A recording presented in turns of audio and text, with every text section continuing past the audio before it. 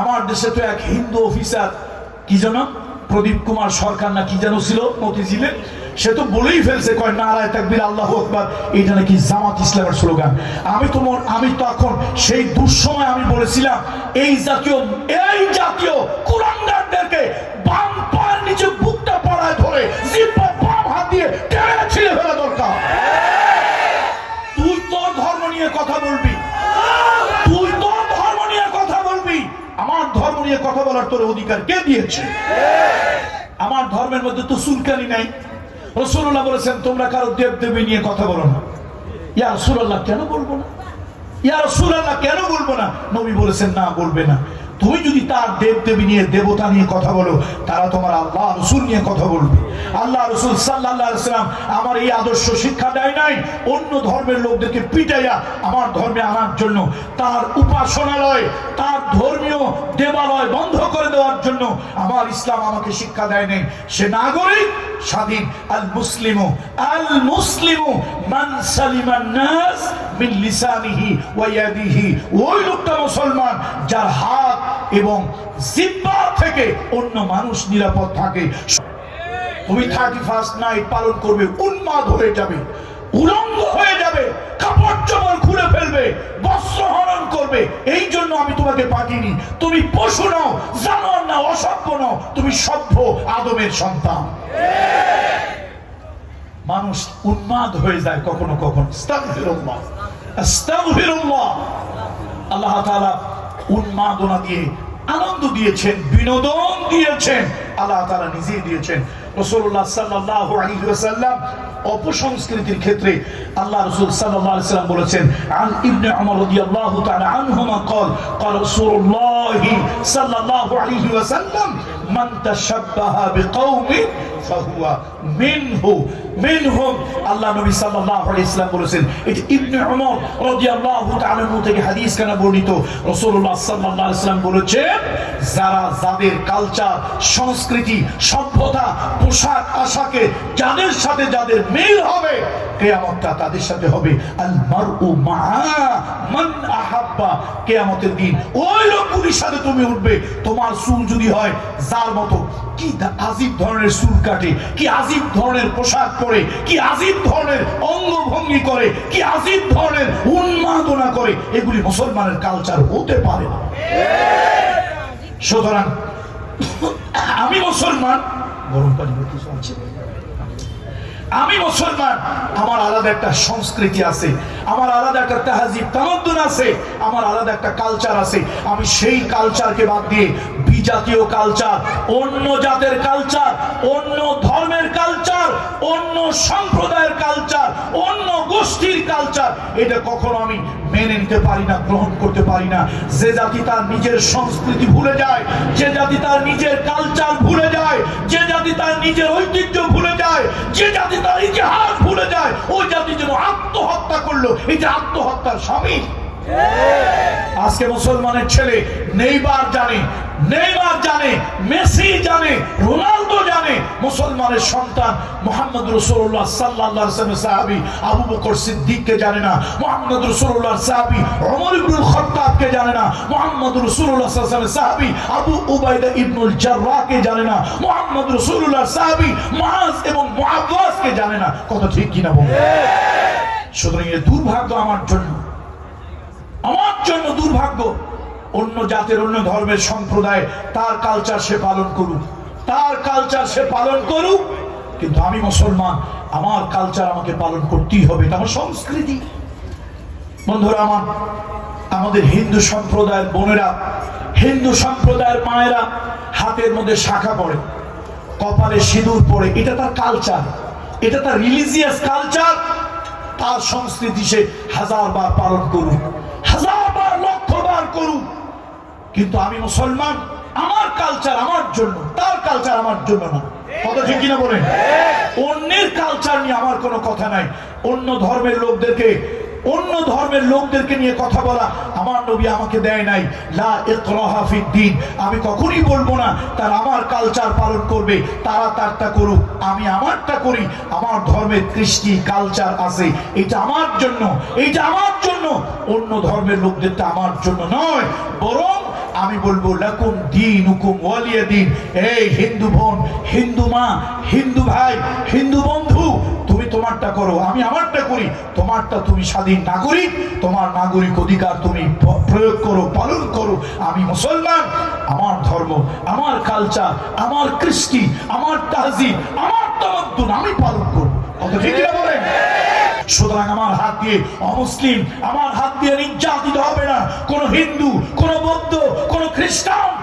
ধর্মান্ধ হওয়ার কারণে, অমুসলিম হওয়ার কারণে, ভিন্ন ধর্মের হওয়ার কারণে, রিলিজিয়াস মাইনরিটি হওয়ার কারণে আমার এই হাতের দ্বারা সে নির্যাতিত হবে না, অত্যাচারিত হবে না।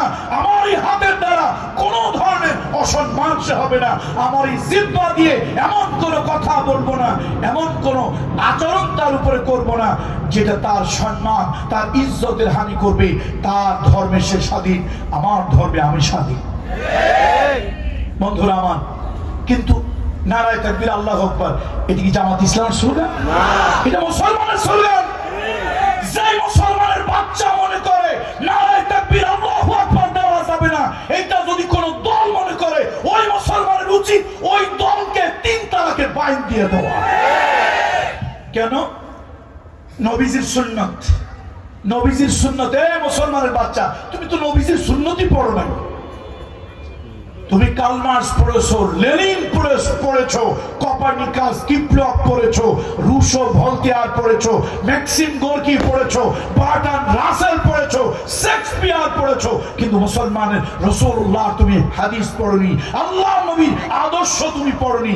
তুমি জানো না নবীজির আদর্শ হলো সন্তান যদি জন্ম হয়, ছেলে হোক মেয়ে হোক, একজন মুরব্বী বংশে বাড়ির কোন মুরব্বী কোন বুজুর্গের কোলে দাও, ডান কানে আজান দেখ, বাম কানে ইকামত দেখ, একটু খেজুর চিবিয়ে সামান্য একটু তাহনিয়া করে দেখ। এটা রাসূলুল্লাহর সুন্নাত। 3 দিনের ভিতরে নাম রাখো, 3 থেকে 7 দিনের ভিতরে আকিকা দাও। এটা রাসূলুল্লাহর সুন্নাত প্রত্যেক বনি আদমের জন্য। এটা রাসূলুল্লাহ বলেছেন মুসলমানের সন্তানের জন্য, মুসলমানের সন্তানের জন্য। তাহলে বন্ধুরা আমার, ডান কানে আজান দিলেন নবীজির বিধান অনুযায়ী। আজানের প্রথম লফজ কি?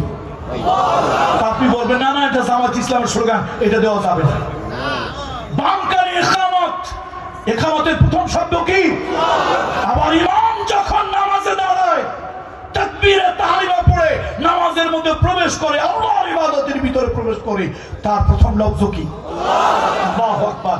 আপনার জীবন যখন শেষ হয়ে যাবে, জীবন ফুরিয়ে যাবে, আপনাকে যখন গোসল দিয়ে কাফনের কাপড় পরিয়ে আপনাকে যখন খাটে শোয়া, আপনাকে যখন শেষ বিদায় দেওয়া হবে, অন্তিম বিদায়, সেই বিদায়ে ইমাম সাহেব কোন মাসলাক মানহাজ অনুযায়ী সিনা বরাবর দাঁড়াবে, কোন মাযহাব মানহাজ মাসলাক অনুযায়ী মাথা বরাবর দাঁড়াবে।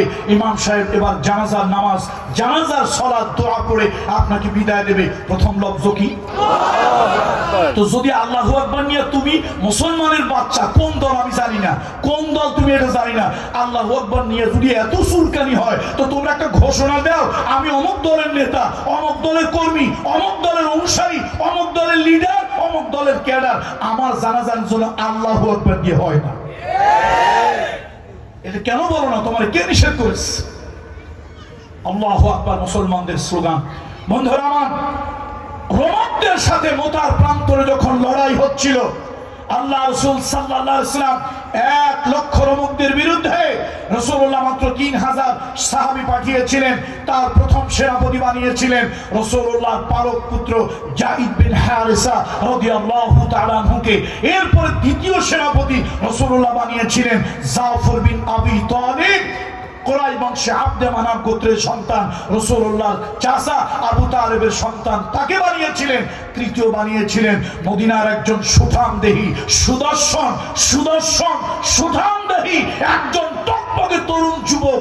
তার নাম ছিল, তিনি ছিলেন স্বভাব কবি, পল্লী কবি, চারণ কবি, গীতি কবি। তিনি ছিলেন আব্দুল্লাহ বিন রওয়াহা। নবীজি 3 জনকে পাঠালেন সেনাপতি বানিয়ে। যুদ্ধে সেনাপতি একজন দরকার, নবীজি 3 জনের নাম বললেন। এবার রাসূলুল্লাহর মনটা ভারাক্রান্ত।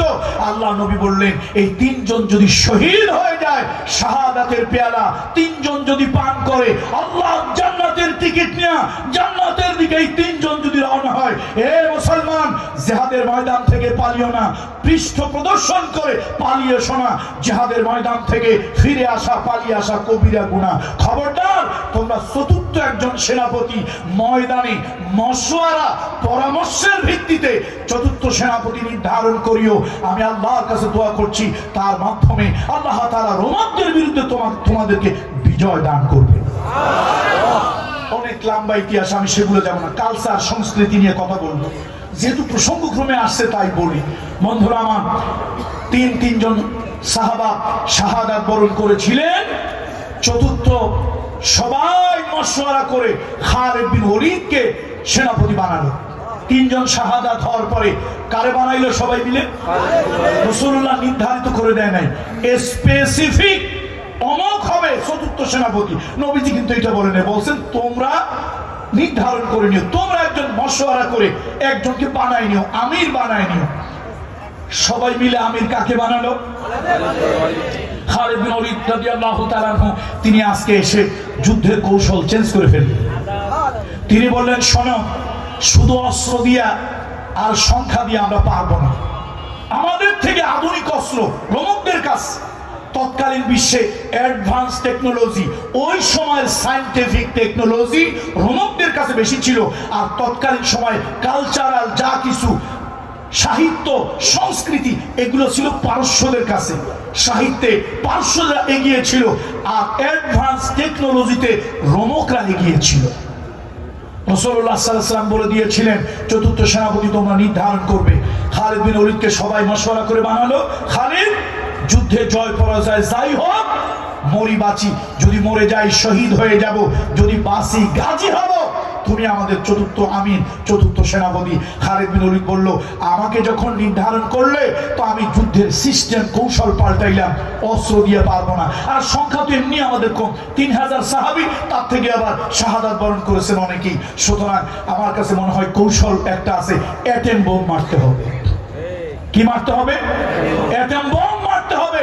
শোনো, উপরে উঠবে আল্লাহু আকবার, নিচে নামবে আল্লাহু আকবার, সামনে এগিয়ে যাবে আল্লাহু আকবার, আল্লাহু আকবার, আল্লাহু আকবার, আল্লাহু আকবার। ধরি দাও, বাতিলের কলিজা কেঁপে যাবে, যুদ্ধে তোমাদের বিজয় চলে আসবে।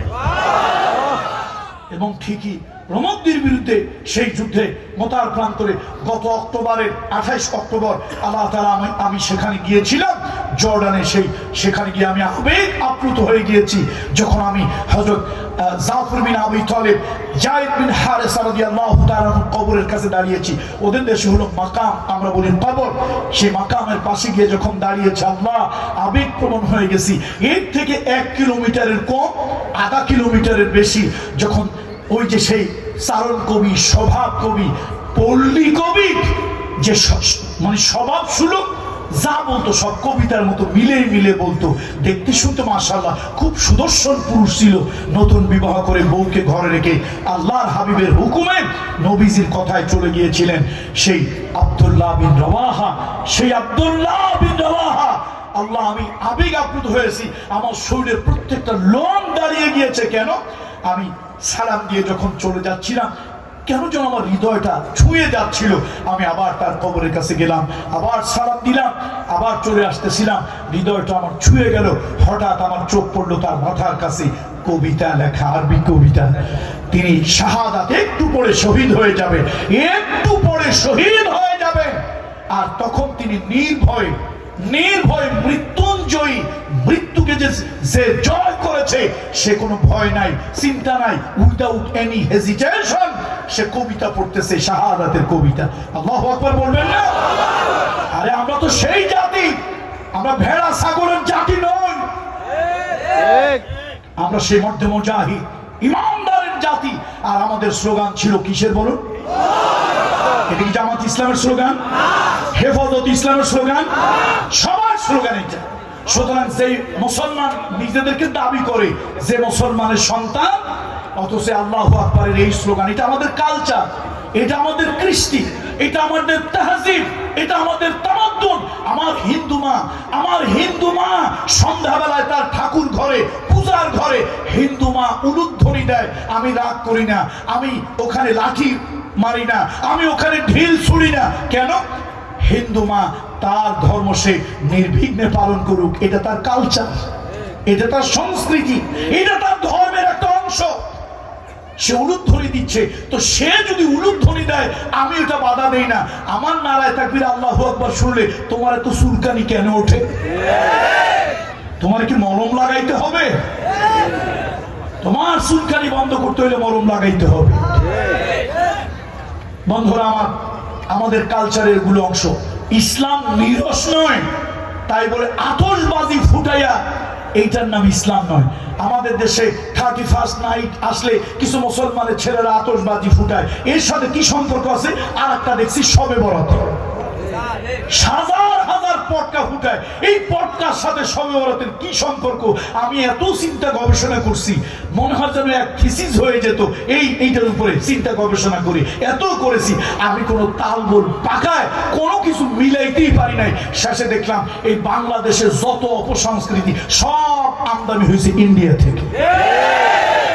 তার কারণ ইন্ডিয়া আমি একবার মাহফিলে গেছি, বাই দিস টাইম ভাগ্য চক্রে তখন শবে বরাত, তারপর দেখি আরে সর্বনাশ সমানে পটকা।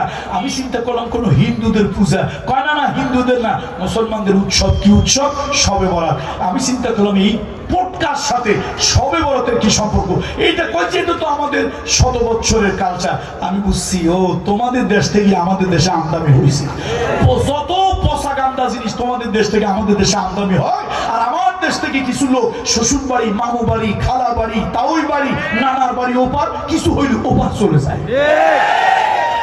কথা ঠিক না? বন্ধুরা আমার, আসুন কালচার নিয়ে কথা বলছিলাম, সভ্যতা সংস্কৃতি নিয়ে কথা বলতেছিলাম।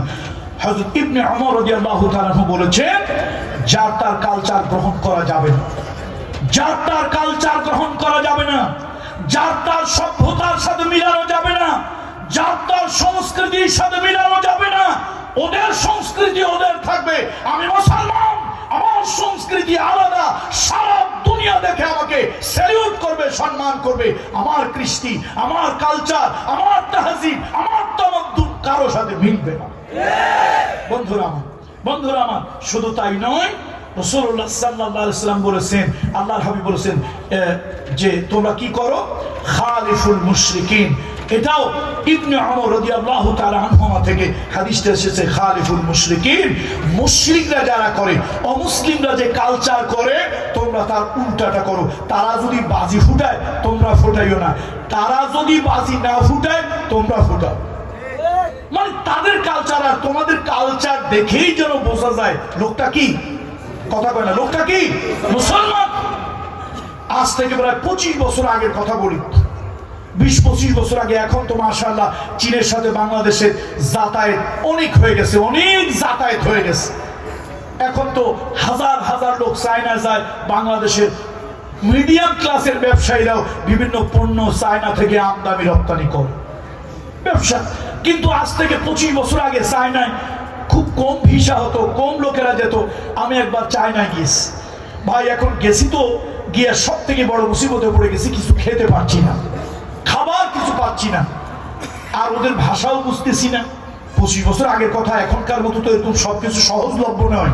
যে কোনো জায়গায় যখন পর্যটকেরা বারবার যায়, একাধিকবার যায়, অনেক যায়, অসংখ্য যায়, তখন এমনি এমনি সেগুলো ন্যাচারালি হয়ে যায়।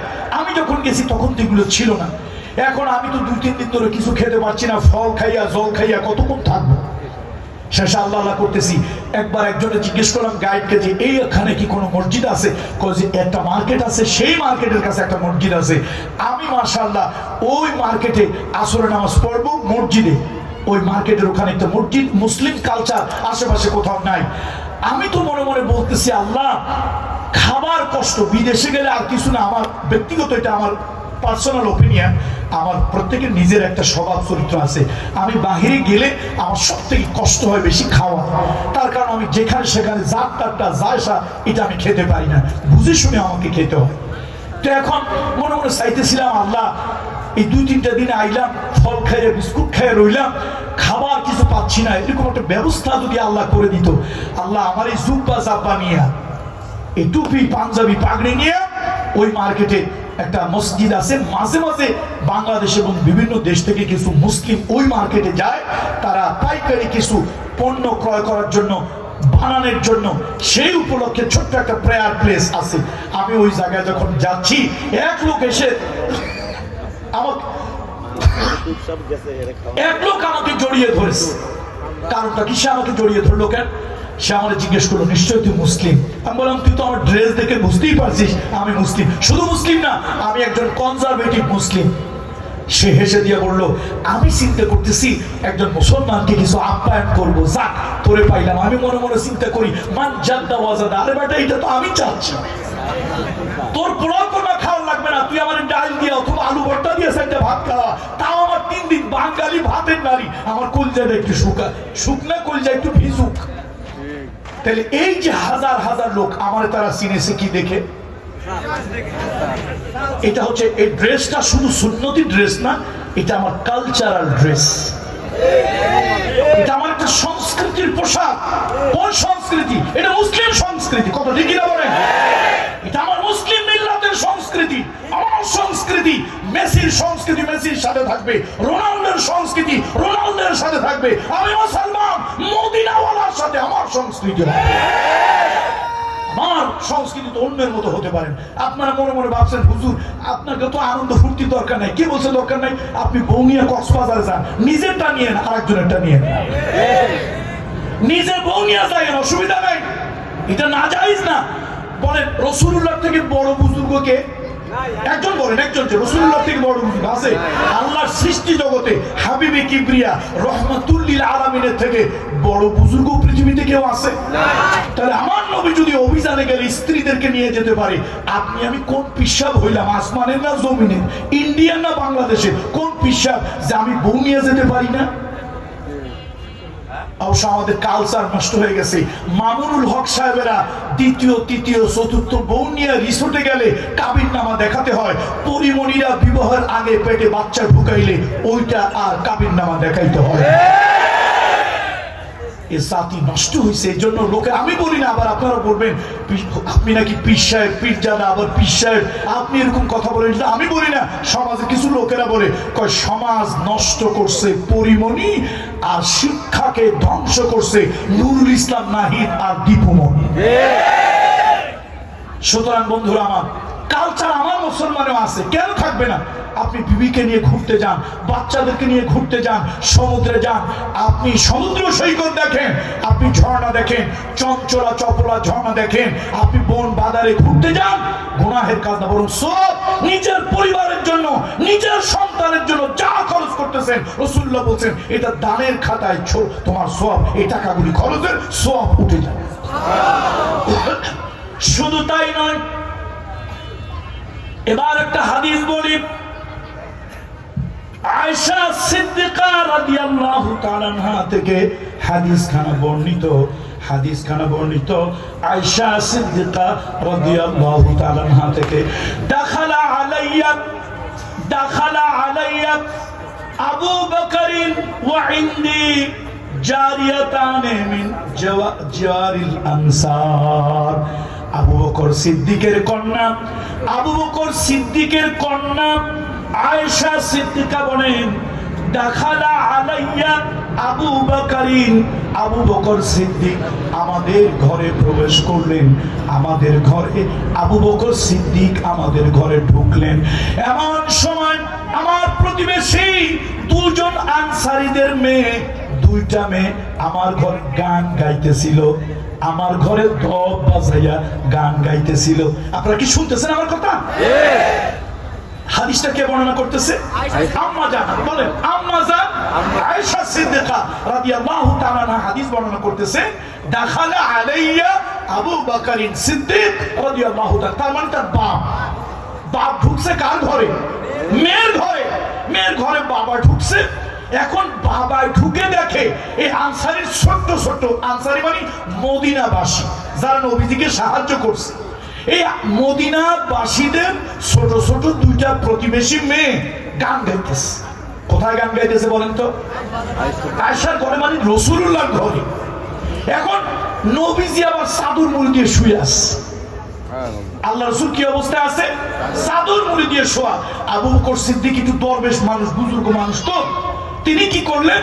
ফাকাল আবু বকরিন আবি মাজমুরিশ শাইতান ফি বাইতিন নবী সাল্লাল্লাহু আলাইহি ওয়াসাল্লাম। আবি মাজমুরিশ শাইতান ফি বাইতিন নবী সাল্লাল্লাহু আলাইহি ওয়াসাল্লাম। আহারে, শেষ পর্যন্ত নবীর ঘরে শয়তান ঢুকছে। কে বলতেছে? কথা কয়টা কে বলতেছে? আবু বকর সিদ্দিক নবীর ঘরে ঢুকে দেখে এই ছোট্ট ছোট দুটো বাচ্চা মেয়ে দপ বাজাইয়া গান গাইতেছে। এখন আবু বকর সিদ্দিক কিন্তু দরবেশ মানুষ না, বুজুর্গ মানুষ।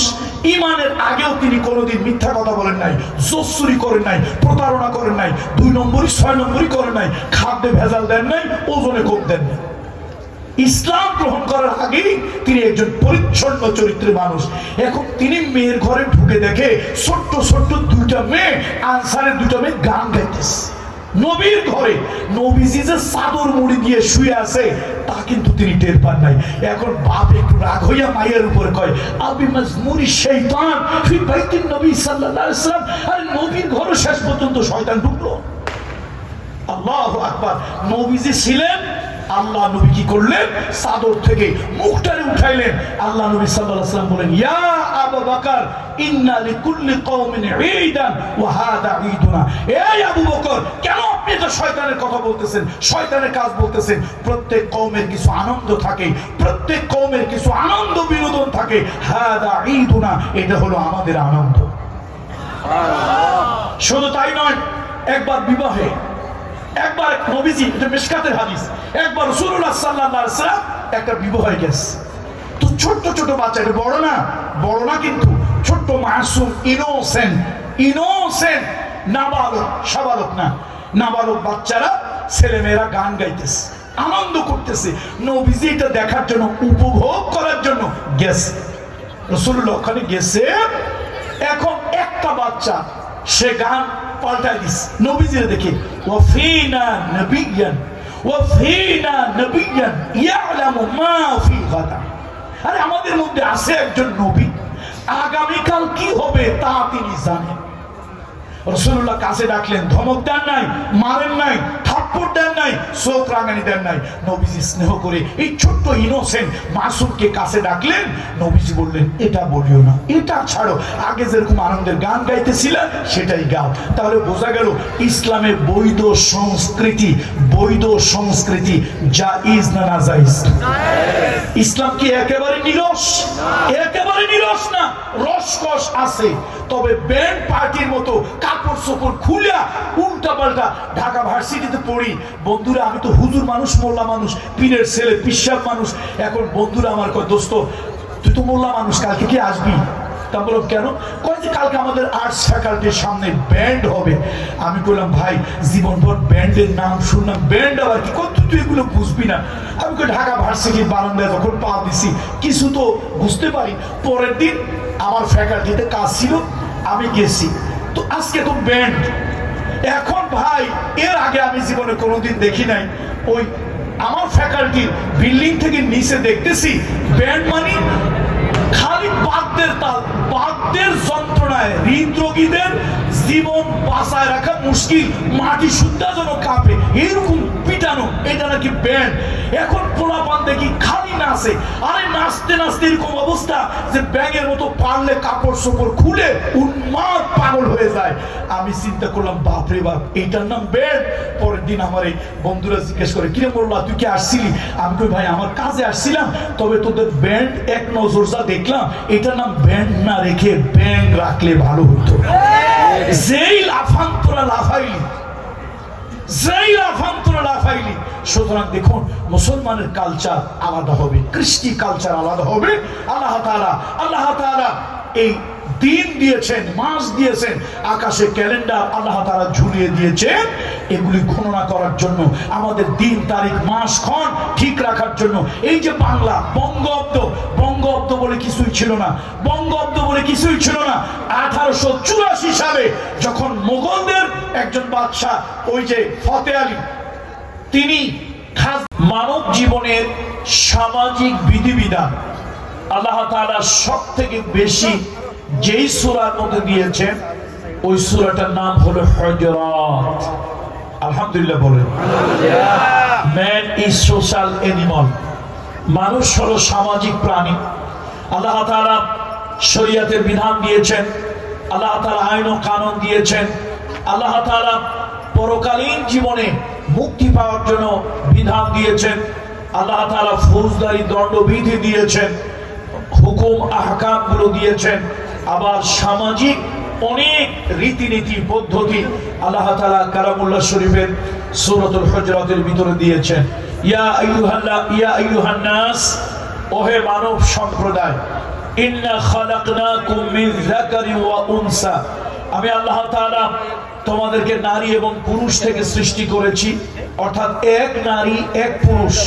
তার থেকে এখানে আল্লাহ তাআলা আমাদের মানব জাতির পিতা আদম আলাইহিস সালাতু ওয়াস সালাম, আল্লাহ তাআলা তার দিকে ইঙ্গিত করেছেন। মা হাওয়া আলাইহিস সালাম আমাদের আদি মাতা, তার দিকে আল্লাহ তাআলা ইশারা করেছেন। ওয়াজআলনাকুম শুউবা ওয়া ক্বাবাইলা লিতাআরাফু, আমি আল্লাহ তাআলা তোমাদেরকে বিভিন্ন গোত্রে বিভিন্ন সম্প্রদায়ে বিভক্ত করেছি, লিতাআরাফু, যাতে তোমরা একে অপরকে পরিচয় দিতে পারো। আমার নাম সাঈদ, এরকম হাজার সাঈদ আছে। এখন কোন সাঈদ? সে আনসারী সাঈদ, সে কি পাটোয়ারি সাঈদ, সে কি ভূঁইয়া সাঈদ, সে কি ডাক্তার সাঈদ, সে কি ইঞ্জিনিয়ার সাঈদ? কোন সাঈদ? এটাকে ক্লাসিফাই করার জন্য, ক্লাসিফিকেশনের জন্য, আলাদা আলাদা করার জন্য, বোঝার জন্য, তার আইডেন্টি, তার পরিচয়টাকে আরো সুন্দর করে তুলে ধরার জন্য আল্লাহ তাআলা পৃথিবীর মানব সম্প্রদায়কে বিভিন্ন গোত্রে, সম্প্রদায়ে, বিভিন্ন বর্ণে আল্লাহ তাআলা বিভক্ত করেছেন। এটা মানুষকে ছোট করার জন্য নয়, মানুষে মানুষের ডিসপ্যারিটি, মানুষে মানুষের বৈষম্য, কেউ হবে আপনার সম্মানী আর কেউ হবে অপমানিত, কেউ হবে অপদস্থ লাঞ্ছিত আর কেউ হবে সম্মানিত, এইরকম কোন বিভেদ করার জন্য আল্লাহ তাআলা এটা করেননি।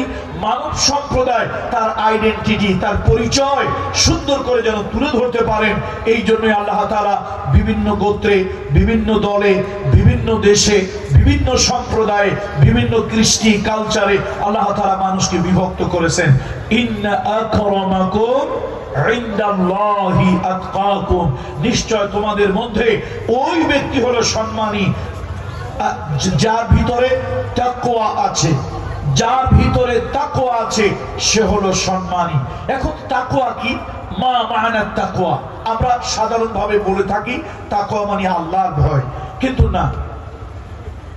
রাসূলুল্লাহ সাল্লাল্লাহু আলাইহি ওয়াসাল্লামের জামাতা আল্লাহ রাসূলের চাচাতো ভাই ছিলেন, পরবর্তীতে রাসূলুল্লাহর পালক পুত্র, এরপরে হলেন রাসূলুল্লাহর জামাতা ইসলামের চতুর্থ খলিফা সাইয়্যিদুনা আলী রাদিয়াল্লাহু তাআলা আনহু। তার কাছে প্রশ্ন করা হলো, আলী হাল আনতা তা'লাম মা তাকওয়া, তাকওয়া কাকে বলে আপনি কি জানেন? সাইয়্যিদুনা আলী চারটা জিনিসের নাম বললেন তাকওয়া। التقوى هي خوف من الجليل والعمل بالتنزيل والقناعة بالقليل والاستعداد ليوم الرحيم। আল্লাহ তাআলা বলেন, শোনো ও দুনিয়ার মানুষ, একটা মানুষ, একজন পুরুষ, একজন নারী, আদি পিতা বাবা আদম, আল্লাহর পয়গম্বর, প্রথম মানুষ, প্রথম নবী আদম আর বিবি হাওয়া, তাদের থেকে আমি আল্লাহ তোমাদেরকে সৃষ্টি করেছি। কাউকে বানিয়েছি কালো, কাউকে বানিয়েছি ফর্সা, কাউকে বানিয়েছি লম্বা, কাউকে বানিয়েছি কিছুটা বেটে, কাউকে বানিয়েছি স্থূল, আবার কাউকে বানিয়েছি হালকা। আমি আল্লাহ তাআলা বিভিন্ন বংশের, বিভিন্ন গোত্রের সম্প্রদায় তোমাদেরকে বিভক্ত করেছি, মানুষে মানুষে পার্থক্য করার জন্য নয়, লিতাআরাফু, তোমরা একে অপরের সুন্দর পরিচয় যেন তুলে ধরতে পারো।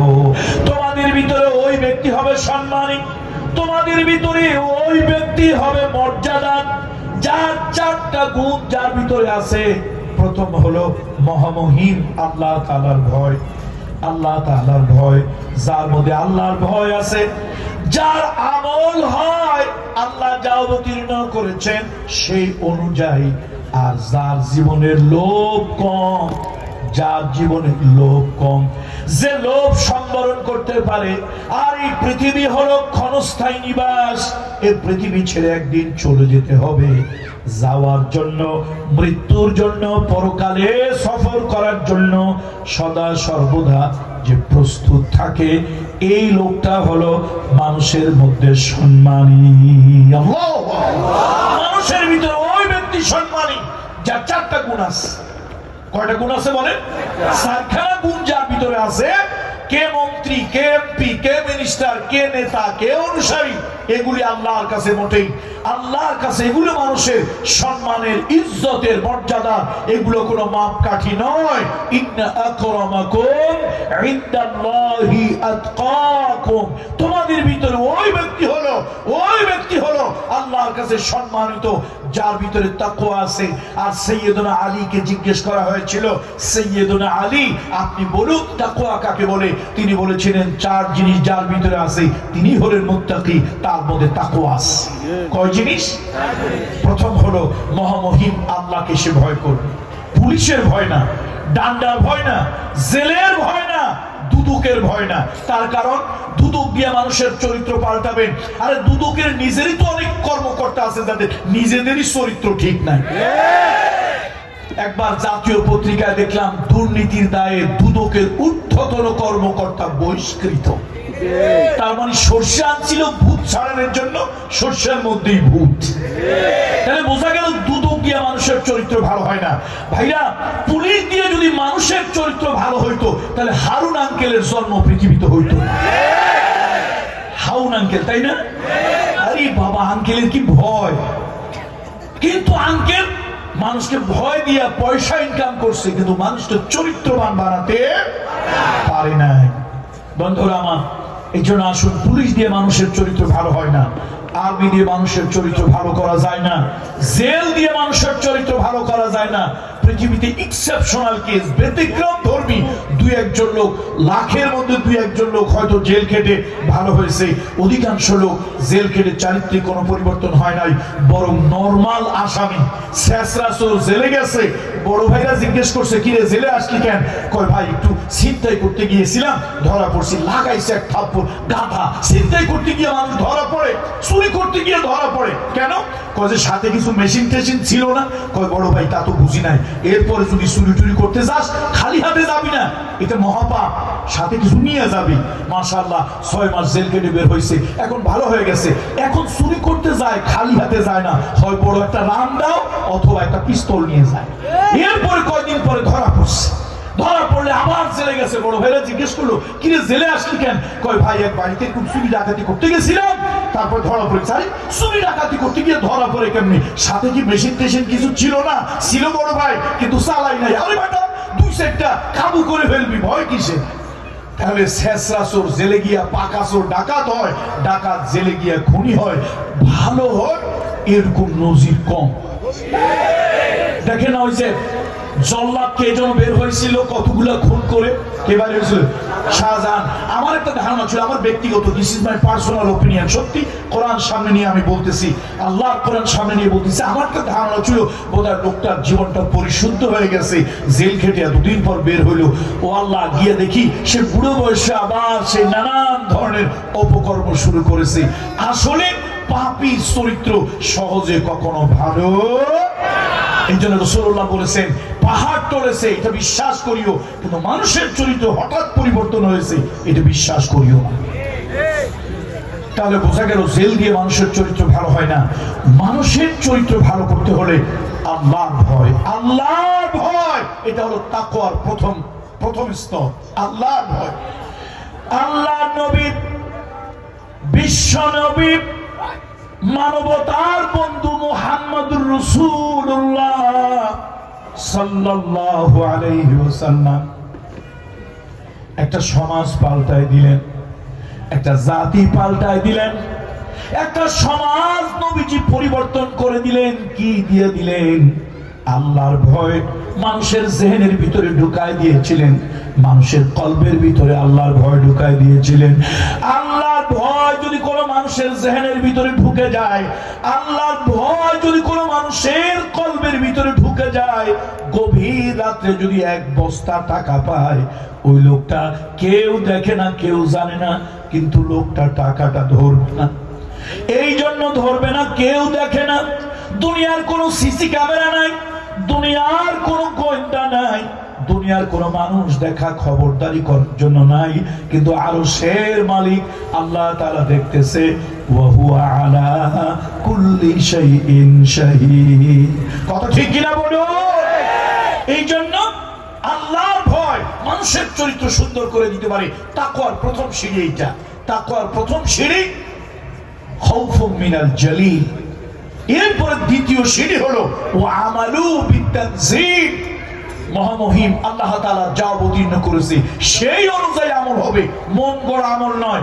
বাবা হুজুর কি বলেছেন, দাদা হুজুর কি বলেছেন, আমি হুজুর কি বলেছি, অমুক হুজুর কি বলেছেন, না।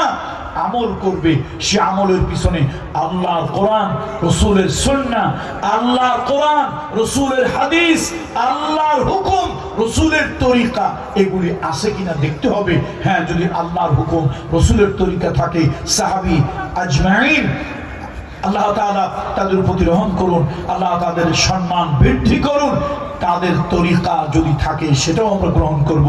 কিন্তু মন গড়া কোন আমল করে মুত্তাকি হওয়া যাবে না।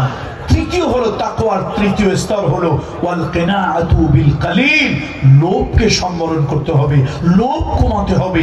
এই দুনিয়ায় যার লোভ বেশি তার পাপ হয় বেশি। এই জন্য কবি বলেছিলেন, এ দুনিয়ায় হায় সেই বেশি চায়, আসে যার ভুরি ভুরি, রাজার হস্ত করে সমস্ত, কাঙ্গালের ধন চুরি।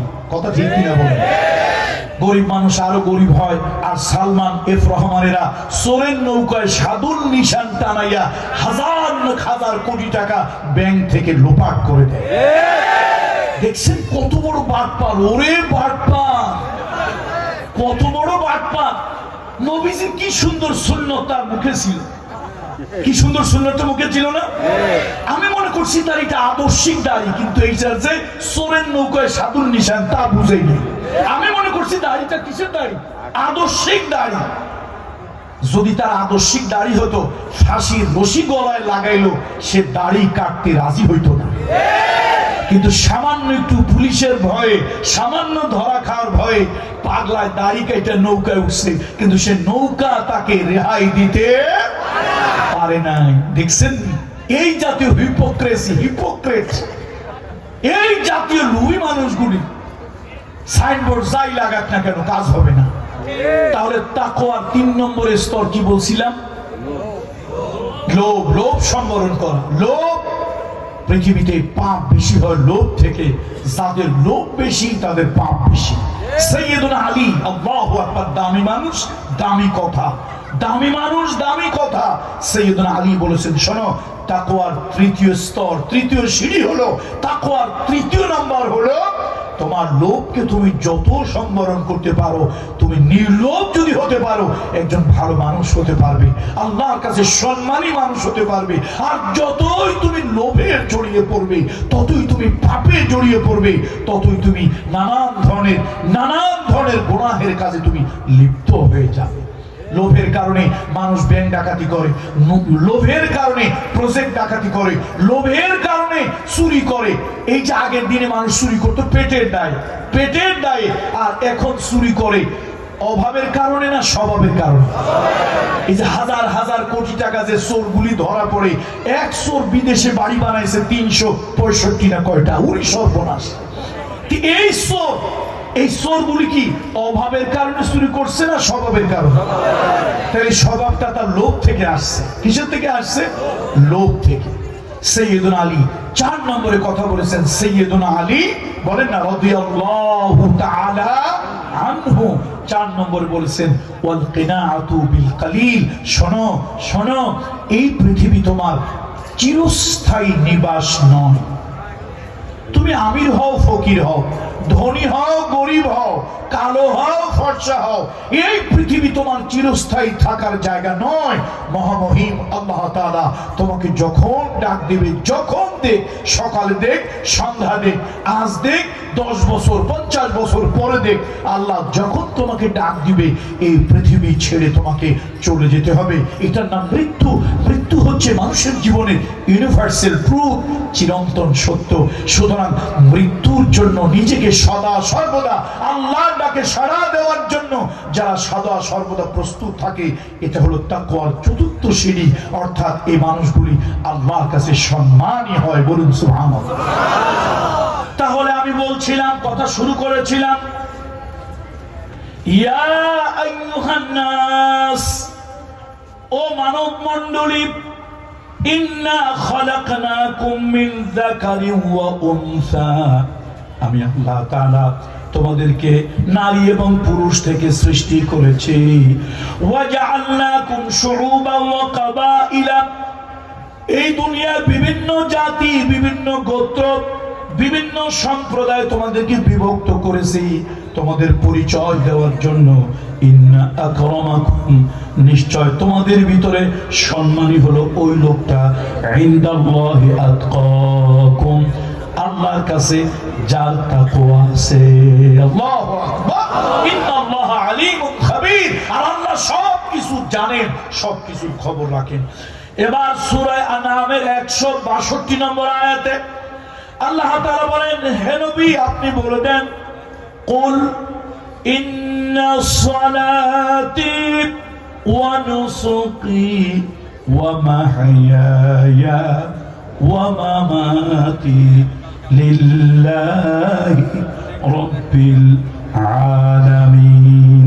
আপনি বলে দেন, আমার নামাজ, আমার রোজা, আমার নামাজ, আমার রোজা, আমার হজ, আমার যাকাত, আমার কোরবানি, আমার রাজনীতি, আমার সমাজনীতি, আমার অর্থনীতি, আমি যা কিছু করি, যা কিছু করি, যা কিছু করি, সব হলো আল্লাহর জন্য।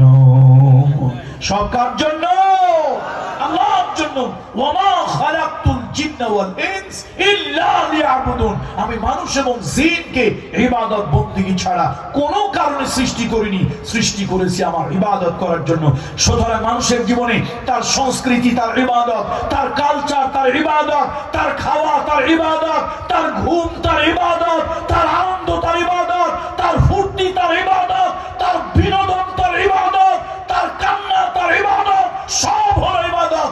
মানুষ মুমিনের জীবনে সাধারণ জীবন আর ইবাদতের জীবন বলে আলাদা কোনো কিছু নাই। মুমিনের সব হলো ইবাদত।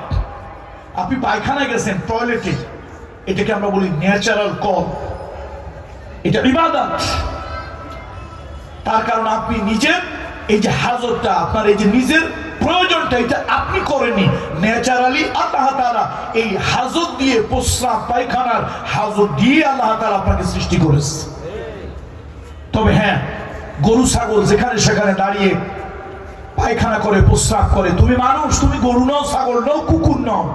আল্লাহ তাআলা আশরাফুল মাখলুকাত, ফেরেশতার থেকে দামি হিসাবে তোমার জন্য একটা সিস্টেম, তোমার জন্য একটা পদ্ধতি, তোমার জন্য একটা নিয়ম, তোমার জন্য একটা সুন্নাত আল্লাহ তাআলা দিয়েছেন। ওই অনুযায়ী যদি তোমার প্রস্রাব হয়, ওই অনুযায়ী তোমার পায়খানা যদি হয়, তাহলে এটা হবে ইবাদত। আবার ব্যবসা বাণিজ্য ইবাদত, চাকরি নকরি ইবাদত, রাজনীতি, আন্দোলন, সংগ্রাম, রিভলিউশন, জেল খাটা, জরিমানা দেওয়া, প্রয়োজনে ফাঁসির রশি গলায় পড়া, এগুলি সব ইবাদত। যদি কার জন্য হয়? কার জন্য হয়? কার হুকুমে হয়? কার তরিকায় হয়? মুহাম্মদ রাসূলুল্লাহ সাল্লাল্লাহু আলাইহি ওয়াসাল্লামের তরিকায় যদি হয়। দেখেন, আমরা প্রত্যেক নামাজে, প্রত্যেক সালাতে আল্লাহ তাআলার কাছে একটা প্রার্থনা করি। সব প্রেয়ার, ফরজ হোক নফল হোক, সব প্রেয়ারে আল্লাহ তাআলার কাছে, সব সালাতে একটা প্রার্থনা করি। কি? আমার সাথে পড়ে, ইহদিনাস সিরাতাল মুস্তাকিম, اهدنا الصراط المستقيم صراط الذين أنعمت عليهم غير المغضوب عليهم ولا الضالين আল্লাহর কাছে আমরা বললাম, আল্লাহ আমরা বেহেশতে যেতে চাই, আমরা জান্নাতে যেতে চাই, ওই জান্নাতের রাস্তাটা আমাদের জন্য বলে দেন। আল্লাহর কাছে বললাম, আল্লাহ তাআলা সূরা ইয়াসিনের ভিতরে জবাব দিয়ে দিল। আল্লাহ তাআলা সূরা ইয়াসিনের ভিতরে জবাব দিয়ে দিলেন, ও বান্দা তুমি মনে করছো আমি কানা, আমি খোড়া, আমি বয়রা, আমি কিছুই শুনি না? না, নাউযুবিল্লাহ, নাউযুবিল্লাহ, আমি আল্লাহ সব শুনি। তুমি আমার কাছে বারবার বারবার প্রার্থনা করো, ইহদিনাস সিরাতাল মুস্তাকিম, জান্নাতের রাস্তাটা আমাকে একটু দেখান। আল্লাহ কয় যাও দেখাই দিলাম। ওয়া আনি'বুদুনি হাযা সিরাতুম মুস্তাকিম।